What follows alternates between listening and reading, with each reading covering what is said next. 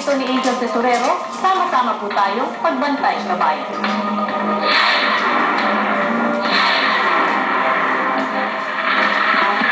Bagamat nasa ospital, masayang ipinagdiwang ng pamilya Laresa ang nakaraang Valentine's Day. Punong-puno ng pagmamahala ng kanilang pamilya. Binigyan ng regalo ni Teresa ang kanyang asawa si Art at kinantahan pa ng 7 taong gulang na si Audrey ang kanyang ama.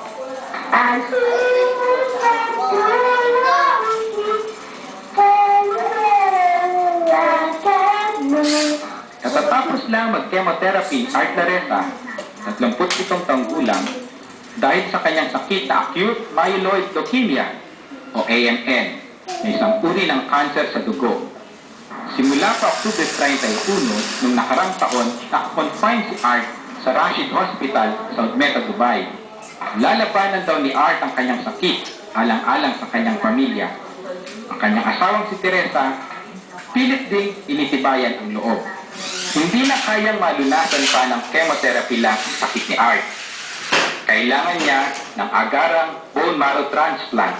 Nakuha nilang donor ang nakababatang kapatid ni Art sa Pilipinas na si Annalyn.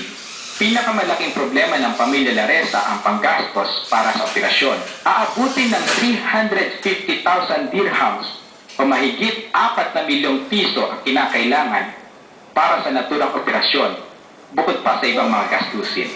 Ako po at ng aking pamilya ay dumudulog sa inyo at humihingi ko ng tulong na makalikom ng sapat na halaga para sa procedure na yun na makakapag-tulong sa pag-survive at pag-extend po ng buhay ni Art.